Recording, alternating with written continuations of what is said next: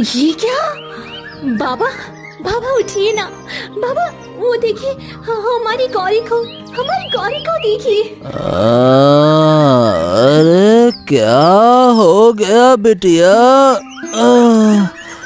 इतनी सुबह सुबह काहे उछल रही हो? क्या बात है? बाबा वो देखिए, हमारी गौरी ने कितनी प्यारी सी छोटी सी बच्ची को जन्म दिया है। फिर महेश और चांदनी उस जगह आ गए जहां गौरी ने एक मासूम सी बकरी को जन्म दिया था। बाबा कितनी प्यारी लग रही है। आज से पहले इतना प्यारा बच्चा मैंने कभी नहीं देखा। मैं अपनी गौरी से बहुत प्यार करती हूँ। हाँ बिटिया, लगता है कि ईश्वर ने हमारी सुन ली। अब गौरी भी माँ बन गई है। अरे अब तो इसकी अच्छे से देखभाल करनी पड़ेगी। देखो कितना प्यारा है। हाँ पिताजी, क्यों नहीं, मैं इसकी अच्छे से देखभाल करूंगी। गौरी तुम ठीक तो हो ना? अब तुम माँ बन गई हो। बाबा मैं कहती हूँ, देखो गौरी ने बच्चे भी दे दिए और अभी वह ठीक भी लग रही है। तो क्यों ना मैं आज इसे जंगल में लेकर चली जाऊँ, वहाँ इसे ताज़ी घास खिला दूंगी और अपने लिए भी फल सब्जियाँ और सूखी लकड़ियाँ भी ले आऊंगी। अरे बिटिया कैसी बातें कर रही हो? मैंने सुना है कि जंगल में खतरनाक जानवर आ गए हैं जो भेड़ बकरी को खाते रहते हैं। इस हालत में तुम घने जंगल में मत जाया करो।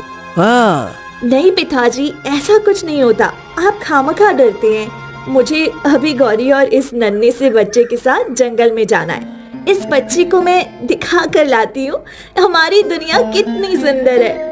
ओहो, तुम भी ना बिल्कुल अपनी माँ की तरह जिद्दी हो। मेरी बात सुनती ही कहाँ हो। अब चलो ठीक है, लेकिन हाँ जाओ, लेकिन गौरी और उसके बच्चों का ध्यान रखना। ऐसा नहीं कि छोड़ के चल दिए। ठीक है, ध्यान रखना बेटा। हाँ बाबा, मैं पूरा ध्यान रखूंगी। फिर चांदनी गौरी के बच्चे को कंधे पर बैठाती है और गौरी को लेकर जंगल चली जाती है। देखो गौरी, तुम यहीं घास खाओ, मैं थोड़े सूखी लकड़ियाँ और फल इकट्ठा कर लेती हूँ। ध्यान रखना, आगे मत जाना, समझी? और तुम तो छोटे बच्चे हो, चलो हम साथ में लकड़ियाँ इकट्ठा करते हैं। फिर चांदनी आगे बढ़कर लकड़ियाँ इकट्ठा करने लगी और धीरे धीरे दूर निकल गई। कुछ देर में गौरी के चिल्लाने की आवाज आई। ये आवाज, ये तो गौरी की है, मुझे जाकर देखना चाहिए। चांदनी जल्दी से वापस आई, लेकिन वहाँ गौरी नहीं थी। ये क्या? मैं तो गौरी को यहीं छोड़कर गई थी, फिर वे कहाँ चली गई? कहीं दिख क्यों नहीं रही? चांदनी गौरी को ढूंढते ढूंढते आगे बढ़ी और उसने देखा कि गौरी मरी पड़ी है। उसका आधा शरीर किसी जानवर ने खा लिया है। ये क्या? गौरी मर कैसे गई? और इसका आधा शरीर किसने खा लिया? ईश्वर, अब मैं क्या करूं? गौरी उठो, उठो, मुझे छोड़कर मत जाओ। गौरी!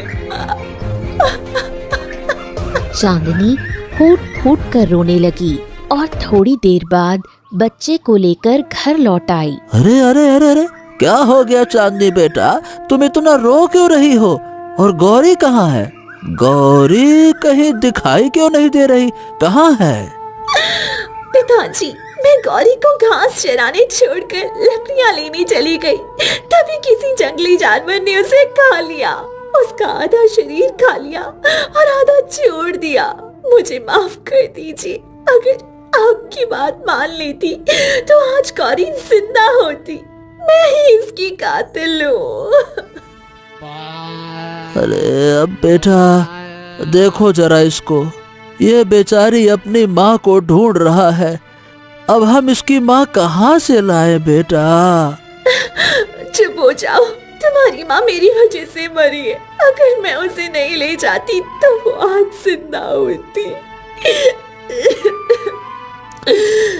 चांदनी उस बच्चे के गले लगकर फूट फूट कर रोने लगी। अच्छा बस बस बस बस बस बस बेटी, बस चुप हो जा, रो मत। अब ये बता, रोने से क्या फायदा? जो होना था सो तो हो गया। मैंने तो पहले ही कहा था बेटा कि जंगल में खतरा है, पता नहीं कौन सा जानवर है जो आधा खाकर छोड़ देता है। अब कुछ समझ नहीं आ रहा। अब चल चुप हो जा बेटा, चुप हो जा, बस। दोनों परेशान होकर बैठे रहे। चांदनी रोते रोते सो गई और अगली सुबह उसकी नींद खुली तो सामने देखा कि बकरियों का झोंप पूरी तरह टूटा हुआ है और उसमें एक भी बकरी नहीं है। बाबा उठिए ना, ये देखिए क्या हो गया। हमारे बकरियों का झोंप पूरी तरह टूट गया है और हमारी सारी बकरियां गायब हैं। ये क्या हो रहा है? दोनों पागलों की तरह बाहर भागे। वहाँ सिर्फ बड़े बड़े पैरों के निशान दिखाई दे रहे थे। अरे ये क्या? ये पैरों के निशान तो किसी इंसान, नहीं, न किसी इंसान न किसी जानवर, दोनों में से किसी के नहीं लग रहे। ये तो कोई विचित्र ही निशान है। बाबा, गौरी भी अभी छोड़ कर चली गई, उसका बच्चा भी। मैं किसी को नहीं बचा पाई। अब हम क्या करें? बेटी, पता नहीं क्या हो रहा है। गांव के भी कई जानवर और इंसान गायब हो रहे हैं। यूं समझ ले बिटिया कि हम पर ये परेशानी पहाड़ बनकर टूट रही है। क्या करे? महेश फूट फूट कर रोने लगा। नहीं बाबा, मैं हाथ पर हाथ रखकर नहीं बैठ सकती। मुझे पता करना होगा आखिर कौन हमारी बकरियों के साथ ऐसा कर रहा है। मेरी गौरी की याद दिल से निकल नहीं पा रही है। मैं आज सच जान कर ही रहूंगी। चांदनी घर से निकल पड़ी। रुक जा बेटी, क्या कर रही है? मत जा, मैंने बकरियां खो दी बेटा, मैं तुझको खोना नहीं चाहता। मेरी इकलौती औलाद है बेटी, मत जा बेटी। ए बेटा, तू नहीं जानती वो कितना खतरनाक है। जो भी है, मत जा। पिताजी, आज जो हमारे साथ हुआ वह किसी और के साथ भी हो सकता है। मेरी और गौरी और उसका बच्चा हर वक्त मेरी आंखों के सामने रहती थी। मैं उनके कातिल को जिंदा नहीं छोड़ूंगी, इसलिए मैं गौरी के बच्चे को जरूर वापस लाऊंगी।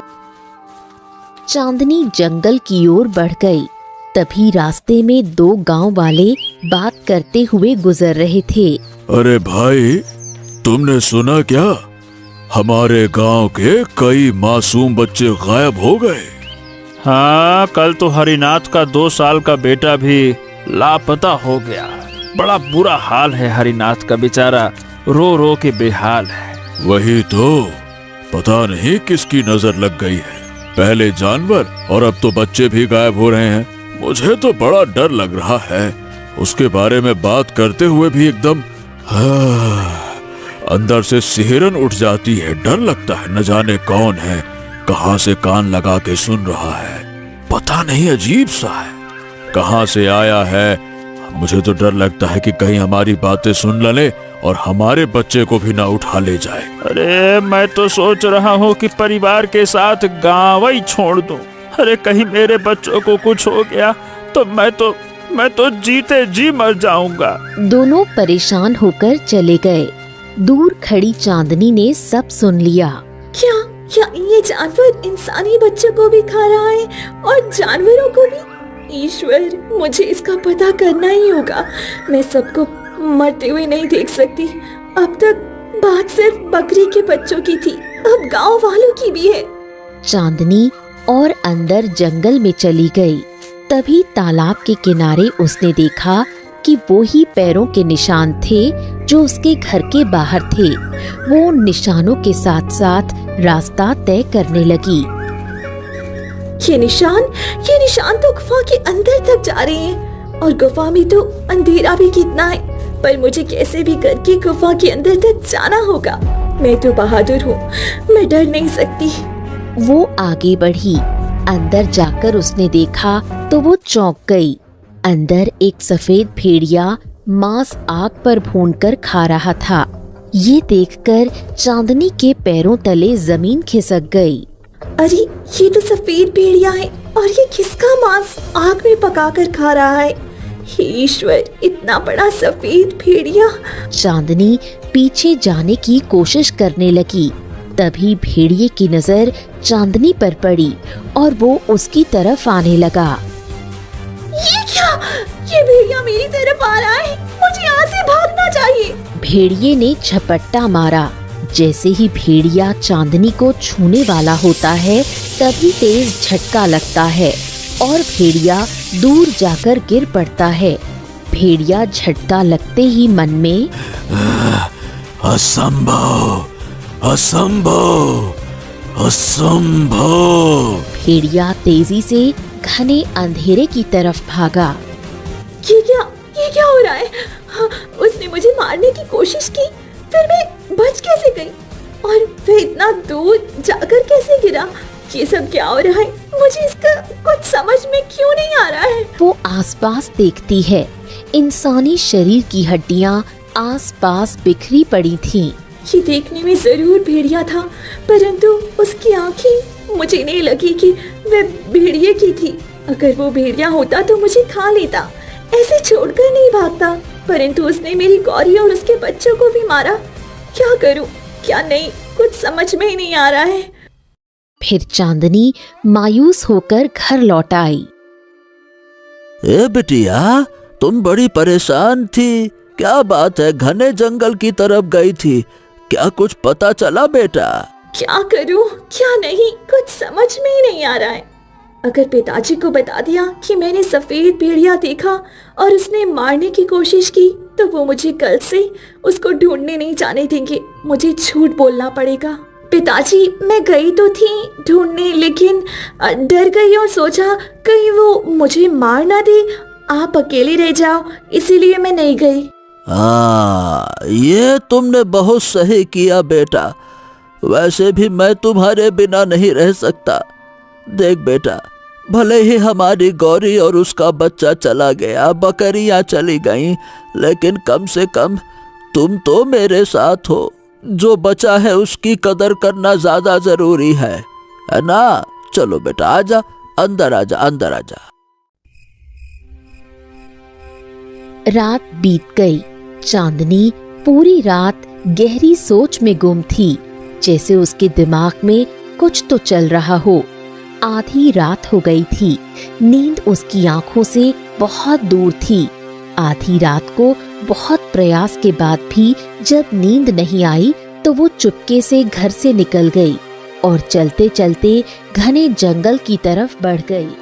आज तो मैं उस सफेद भेड़िए से सच पता करके ही रहूंगी। आखिर वह ऐसा क्यों कर रहा है और इतने लोगों को क्यों मार रहा है? कुछ देर बाद चांदनी काली गुफा के पास पहुंची। मुझे जल्दी से उस काली गुफा के अंदर जाना होगा। चांदनी काली गुफा के अंदर चली गई। भेड़िया अभी भी किसी का मांस खा रहा था।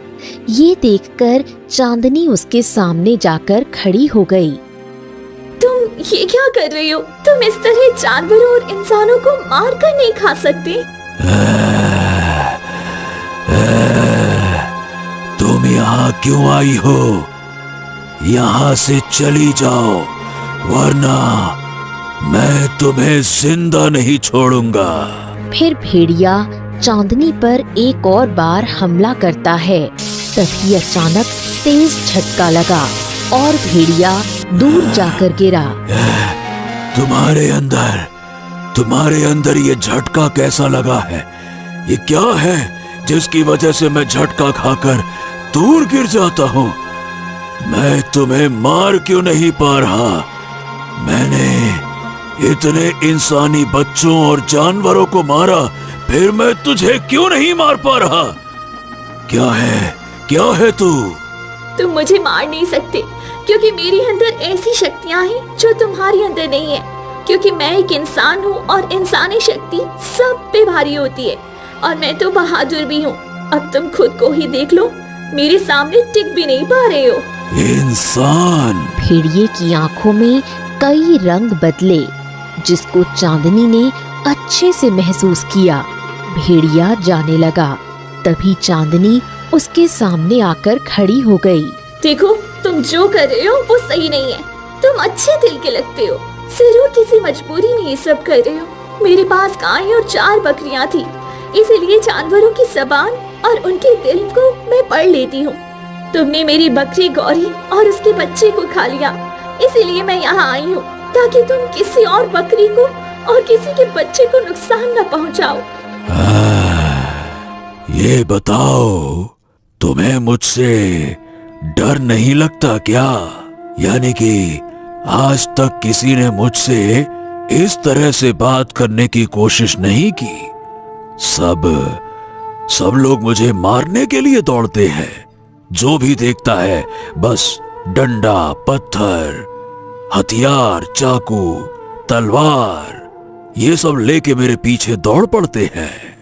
तभी अचानक भेड़िए की आंखों के सामने पुराना मंजर घूमने लगा और वो चांदनी के कुछ बोले बिना ही अपनी जिंदगी के अधूरे पन्ने उसके सामने खोलने लगा। एक गांव में नील अपने माता पिता और बहन के साथ रहता था। एक दिन वो दूसरे गांव से काम करके लौट रहा था। मेहनत करने से बड़ा परिणाम मिलता है, खूब सारा धन कमा के मजा बड़ा आता है। आज तो मैं दूसरे गांव से इतना धन कमा कर ला रहा हूँ कि मेरी माँ, पिताजी और मेरी बहन सब बड़े खुश हो जाएंगे। ना ना ना ना ना ना ना ना ना।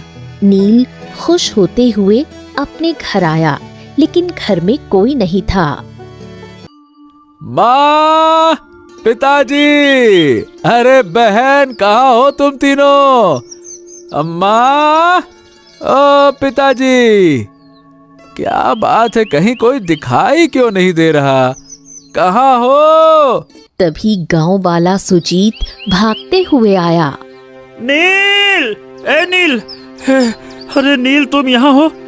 अरे भाई, तुम्हारी माँ, तुम्हारे पिताजी और तुम्हारी बहन तीनों को मारकर फेंक दिया गया है। तुम इतने दिनों से कहाँ थे?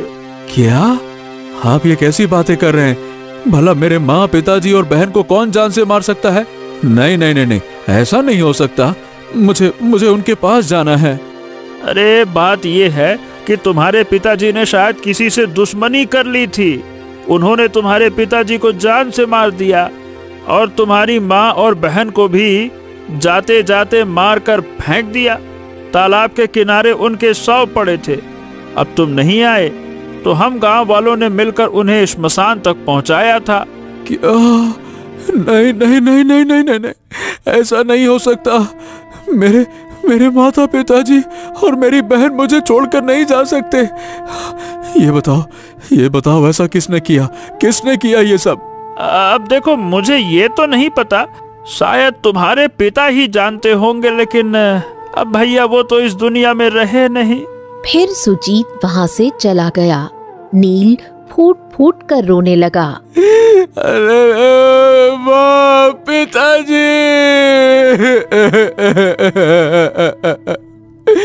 हे ईश्वर, अब मैं क्या करूं? मैं उनकी सेवा के लिए दूसरे गांव में धन कमाने गया और इतने में ही वो मुझे छोड़कर चले गए। नहीं नहीं नहीं नहीं नहीं, माँ, पिताजी, बहन, तुम तीनों मुझे छोड़कर नहीं जा सकते। मैं तुम्हारे बिना कैसे जीऊंगा? नील शमशान के पास जाकर घंटों बैठा रहता, जैसे उसके परिवार की आखिरी चीख अभी भी उसी शमशान में हो। वो कई घंटों के बाद वापस अपने गांव की तरफ आया। मैं ढूंढ कर रहूंगा कि आखिर किसने मेरे पूरे परिवार को मारा। जिसने भी ये किया है, मैं उसे जिंदा नहीं छोड़ूंगा। लेकिन जब वो घर पहुंचा तो वहाँ कोई और व्यक्ति रह रहा था। अरे ये क्या? ये तो मेरा घर है। तुम यहाँ क्यों हो? कौन हो तुम? अरे कौन हो का क्या मतलब होता है? ये घर मैंने खरीदा है और अब से ये घर मेरा है। तुम यहाँ से चले जाओ, समझे? अरे क्या बात करते हो, ये तो मेरे माता पिताजी का घर था। तुम्हारा कैसे हो सकता है? ये क्या बात करते हो? अरे तो जाकर अपने माँ बाप से पूछना। मैंने 50 सोने के सिक्के देकर ये घर खरीदा था, समझा? अब फालतू में झगड़ा ना कर, हम शरीफ लोग हैं। अब मैं क्या करूं? मेरी माँ, पिताजी और बहन सब मुझे छोड़कर चले गए और ऊपर से मेरा घर भी चला गया। ऐसे ही कुछ दिन बीत गए। नील पागलों की तरह इधर उधर भटकता रहता और हर समय रोता रहता। तभी सूर्य नारायण वहाँ आया और नील के पास आकर खड़ा हो गया। अरे नील बेटा, मैं कई दिनों से देख रहा हूँ कि तुम ऐसे ही भटक रहे हो, ठीक से खाना भी नहीं खाते। आओ आओ मेरे साथ चलो, मेरी हवेली में रहो और मेरी सेवा करो। आओ आओ। नहीं, मैं नहीं जीना चाहता, मुझे मर जाना है। मेरे माता पिता, मेरा परिवार, मेरा घर बार सब छिन गया, सब मुझे छोड़ के चले गए, मुझे नहीं जीना। बेटा, किसी के जाने से जिंदगी खत्म नहीं होती है। चलो आओ, आ जाओ मेरे साथ चलो, आ जाओ बेटा। आज से मैं तुम्हें अपने पास रखूंगा और पिता का प्यार दूंगा। चलो आओ। फिर सूर्य नारायण नील को लेकर अपनी हवेली पहुंचा। नील वहां काम करने लगा। धीरे धीरे 3 महीने बीत गए। नील सूर्य नारायण का सबसे वफादार आदमी बन गया और उसकी खूब सेवा करने लगा। कुछ दिन बाद नील सूर्य नारायण के किसी काम से बाहर जाता है। तभी एक घायल व्यक्ति तेजी से भागते हुए उसकी तरफ आता हुआ दिखाई दिया। हैं? ये कौन है जो मेरी तरफ भागता हुआ आ रहा है? कुछ ही देर में वो घायल बूढ़ा व्यक्ति नील के सामने आकर खड़ा हो गया। अरे नील बेटा, तुम यहाँ क्या कर रहे हो? मैं कई दिनों से तुम्हें सूर्य नारायण की हवेली में काम करते हुए देख रहा था, लेकिन आज तक मुझे मौका नहीं मिला, इसीलिए मैं भागकर तुम्हारे पास आया हूँ। आराम से काका, लेकिन आप ये कैसी बातें कर रहे हैं? और ये आखिर आपको हो क्या गया है? कौन है आप? और मुझे कई दिनों से देख क्यों रहे हैं? और आपके शरीर पर इतने जख्मों के निशान कैसे हैं? बेटा, जिस सूर्य नारायण की हवेली में काम करते हो ना, पहले मैं भी यही काम करता था बेटा। उसी ने तुम्हारे माँ और पिताजी और बहन तीनों को जान से मारा है और फिर तुम्हें अपने पास नौकर बना कर रखा, क्योंकि वो तुमसे भी अपना एक मकसद पूरा करना चाहता है। अरे रे रे रे रे रे। क्या बात कर रहे हैं? क्या उसी ने मेरे माता पिता और मेरी बहन को मारा है?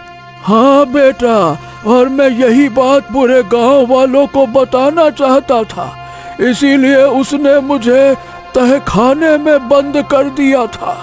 लेकिन अब मैं ये बात और नहीं छुपा सकता, मुझे ये गांव छोड़कर जाना होगा। मैं तो जा रहा हूँ। अरे रे रे रे रे रे, अरे रे रे रे रे रे रे रे। हे भगवान, हे भगवान, हे भगवान।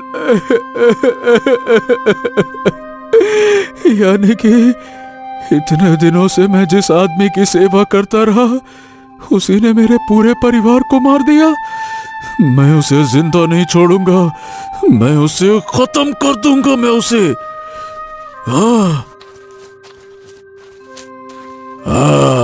क्या हुआ नील बेटा?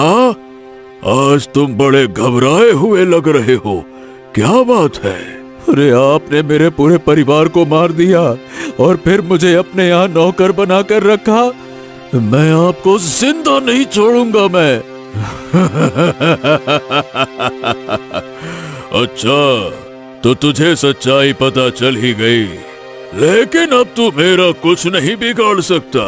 तेरे पिता ने मेरी बहन पर गंदी नजर डाली थी, इसीलिए मैंने उसे मार दिया। उसे बचानी आई तेरी माँ को भी मैंने मार दिया, और उसके साथ तेरी बहन को भी। तुम जैसे दो कौड़ी के लोग भला मेरा क्या बिगाड़ लोगे हैं? अरे आप भले ही ठाकुर हो, लेकिन इसका मतलब ये नहीं कि आप जो चाहे वो करो। मैं ये बात गांव वालों को जाकर बता दूंगा, सबको बता दूंगा मैं ये। अच्छा, अरे तू यहाँ से जिंदा निकलेगा तभी तो बताएगा ना। मुझे पहले से पता था कि उसका एक बेटा भी है, इसीलिए मैंने तुझे अपने पास रखा और तुझसे काम करवाया। लेकिन अब जब तुझे सच्चाई पता चल ही गई है तो तू भी जिंदा नहीं रहेगा। अब चल चल तू। ठाकुर नील को पकड़कर एक कमरे में बंद कर देता है। मुझे छोड़ो, छोड़ो मुझे, छोड़ो मुझे, मुझे बाहर निकालो, बाहर निकालो, मुझे बाहर निकालो, बाहर निकालो। ठाकुर अकेले कमरे में जाकर एक पुरानी किताब निकालता है। अगर इसे मार दिया तो फिर तो गांव वालों को शक हो जाएगा।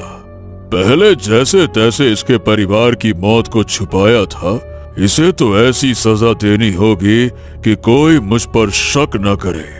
अब वक्त आ गया है इस किताब का इस्तेमाल करने का। इसके बाप ने मेरी बहन पर गंदी नजर डाली थी ना, अब मैं इसका अंश ही मिटा दूंगा, और ऐसा मिटाऊंगा कि सालों साल लोग याद रखेंगे। इंसान 80 से 100 साल में मर जाता है, ये सजा मैं नील को सालों साल तक दूंगा। मुझे मेरे गुरु ने एक मार्ग बताया था, और आज उसका उपयोग करके मैं अपनी बहन के दुश्मन के बेटे को वो सजा दूंगा कि वो ना कभी जिएगा ना मरेगा। इंसानियत को पूछता है ना, अब उसी इंसानियत का अंत करेगा। मैं इसे सफेद भेड़िया बना दूंगा। वो जो भी इंसान की मदद करता है ना, अब उन्हीं इंसानों को अपनी खुराक बनाएगा। ठाकुर किताब लेकर नील के पास आता है। छोड़ दो मुझे, मुझे जाने दो। सूर्य नारायण मंत्र पढ़ता है, तभी तेज रोशनी फैलती है और नील सफेद भेड़िया बन जाता है।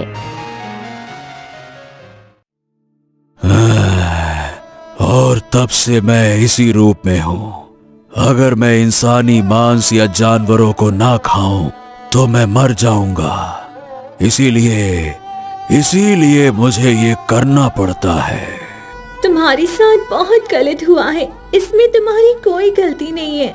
मैं ठाकुर के पास जाऊंगी और उससे तुम्हारी आजादी की कुंजी लाऊंगी। तुम उसके पास मत जाओ, वो बड़ा खतरनाक है। उसने मेरे माता पिता और बहन को मारा और मुझे भेड़िया बना दिया। नहीं, उसने एक मजबूर परिवार के साथ बहुत बड़ा अपराध किया है।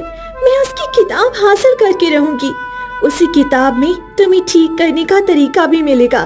तुम यहीं रहो, मैं हवेली जाती हूँ। फिर चांदनी कई घंटे सफर करके ठाकुर की हवेली पहुंचती है। कौन हो तुम और हमारी हवेली में क्या कर रही हो? ठाकुर साहब, मेरे माँ बाप नहीं रहे। मैंने सुना है आप बहुत दरिया दिल है। मुझे कोई काम दे दीजिए, वरना मैं कहाँ जाऊंगी। हम इस गांव के ठाकुर हैं ठाकुर। गरीबों की मदद करना हमारा स्वभाव है। ठीक है, आज से तुम यहीं रहोगी और यही काम करना। सच में आप बहुत नेक दिल हैं। मैं पूरी तरह से काम करूंगी। चांदनी हवेली में काम करने लगी। रात होने पर वो चुपके से उठी। यही सही मौका है, मुझे वो किताब ढूंढनी ही होगी। चांदनी पूरी हवेली में तलाशी करती है, लेकिन किताब नहीं मिलती। मैंने सब जगह देख लिया लेकिन किताब नहीं मिली। जरूर ठाकुर ने अपने कमरे में छुपाई होगी, मुझे वहीं जाना होगा। फिर चांदनी ठाकुर के कमरे की ओर बढ़ी। तभी उसको एक परछाई नजर आई जो किसी से बात कर रही थी। 45 साल की हो गई हूँ, आज तक दूसरा विवाह नहीं किया और तुम्हारी सारी शर्तें मान रही हूँ। जितना धन तुम मुझसे मांगते हो चुपचाप दे देती हूँ। आज तक कभी भैया को पता नहीं लगने दिया। तुमसे मैं बच्चों की खातिर चोरी छुपे मिलती हूँ, क्योंकि भैया ने कहा था मैं तुमसे कभी नहीं मिलूंगी। जिसने मेरी सच्चाई जान ली थी उसको भी मैंने भाई के हाथों से मरवा दिया। झूठ बोलकर उस बेचारे का पूरा परिवार खत्म हो गया। अब तुम मेरे बच्चों को मेरे पास छोड़ जाओ, मैं और तुम्हारी शर्तें नहीं मान पाऊंगी। मैं तुमसे कुछ नहीं चाहती, मैं तुमसे मिलना नहीं चाहती। बस मैं अपने बच्चों के लिए तुमसे मिलती हूँ। अच्छा, तो ठाकुर की हवेली में नील के परिवार का अंत इस औरत के झूठ के कारण हुआ था। ये सब नील को बताना पड़ेगा। अभी वो ढूंढती हूँ जिसके लिए मैं आई हूँ। वो कमरे में हर जगह तलाशी करने लगी। तभी एक दराज में उसे एक बेहद काले रंग की किताब मिली। ये किताबें सच में यही होगी, क्योंकि ये कोई साधारण किताब नहीं लग रही। चांदनी ने जैसे ही किताब उठाई तभी ठाकुर सूर्य नारायण की नींद खुल गई। ये क्या? अरे तुम्हारी हिम्मत कैसे हुई मेरे घर में घुसने की? और ये क्या, तुमने इस किताब को क्यों छुआ? जल्दी से इसे वहाँ पे रखो, वरना मुझसे बुरा आदमी कोई नहीं मिलेगा तुम्हें।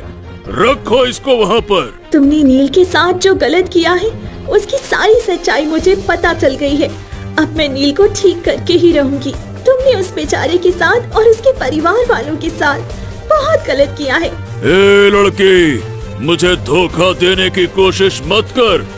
अगर तुमने मुझे पीठ पीछे धोखा देने की कोशिश की तो मैं तुझे जिंदा नहीं छोड़ूंगा। जल्दी से इस किताब को नीचे रख दे। जल्दी कर, रख नीचे उसको। नहीं, ये किताब अब नीचे नहीं रहेगी, इसे तो मैं लेकर ही जाऊंगी। तुम मेरा कुछ नहीं बिगाड़ सकते। ठाकुर सूर्य नारायण गुस्से में उठकर चांदनी की ओर बढ़ा। तभी चांदनी ने उसे जोरदार धक्का दिया, जिससे ठाकुर सूर्य नारायण के सिर पर चोट लग गई और वो वहीं बेहोश होकर गिर पड़ा। जल्दी से मुझे ये दरवाजा बंद करना होगा ताकि ये मेरा पीछा न कर सके। फिर चांदनी ने दरवाजा बंद किया और किताब लेकर वहाँ से भाग गई। वो घने जंगलों से होते हुए काली गुफा पहुँची। हाँ, आ गई तुम चांदनी।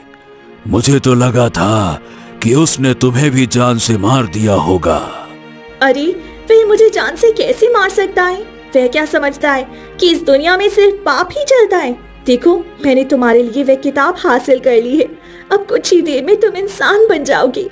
फिर हम ठाकुर को उसकी की हुई करतूतों की सजा जरूर देंगे। फिर चांदनी किताब के पन्ने पलटने लगी। कुछ देर में वो एक ऐसे पन्ने पर पहुंची जिसे देखते ही उसकी उंगलियां कांपने लगीं।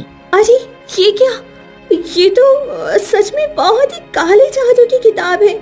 ऐसी किताब मैंने अपने पूरे जीवन में कभी नहीं देखी।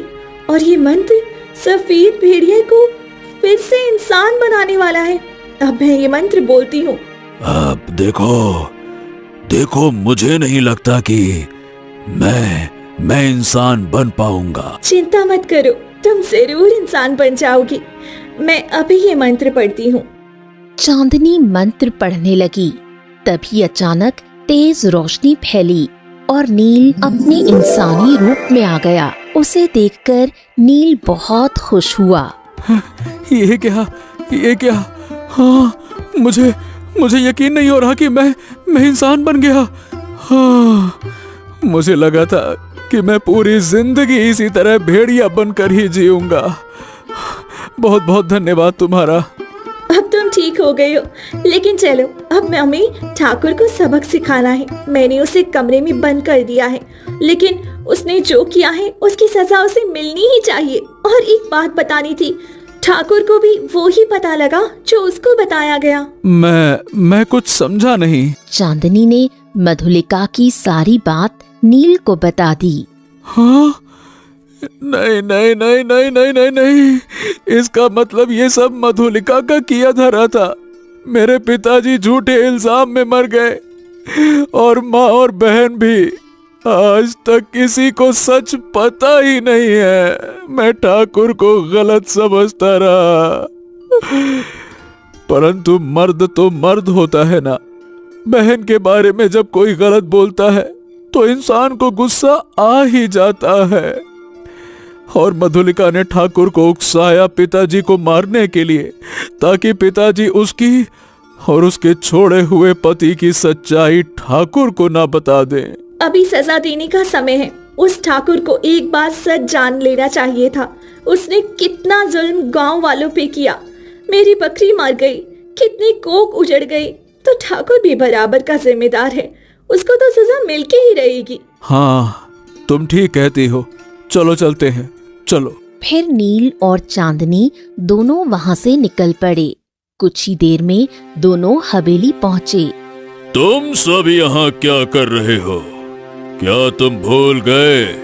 मैंने तुमको हवेली में जगह दी थी जब तुम दर दर की ठोकरें खा रहे थे। हाँ, और वो भी याद है, आपने मेरे पिता, मेरी माँ और मेरी बहन को जान से मारा था, वो भी झूठे इल्जाम में, अपनी बहन के कहने पे।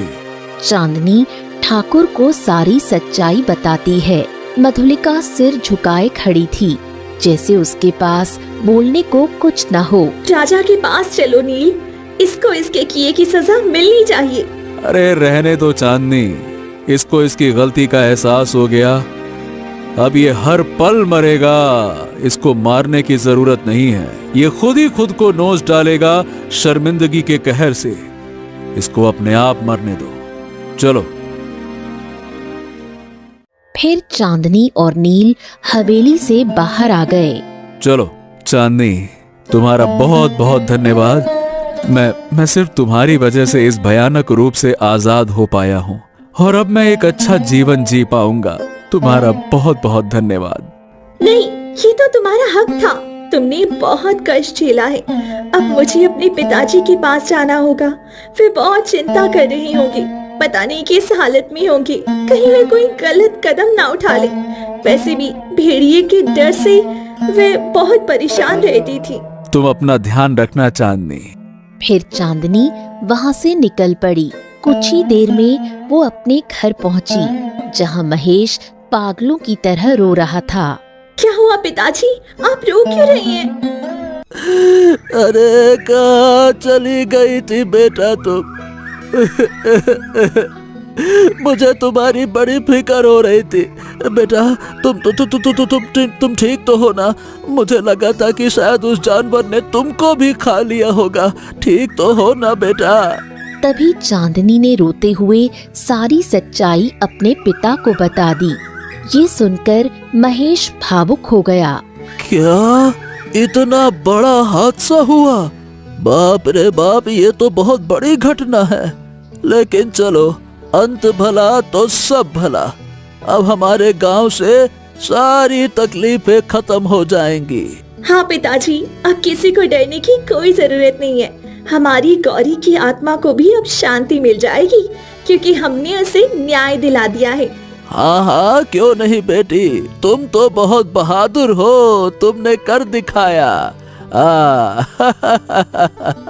उस दिन के बाद चांदनी अपने पिता के साथ खुशी खुशी अपना जीवन जीने लगी।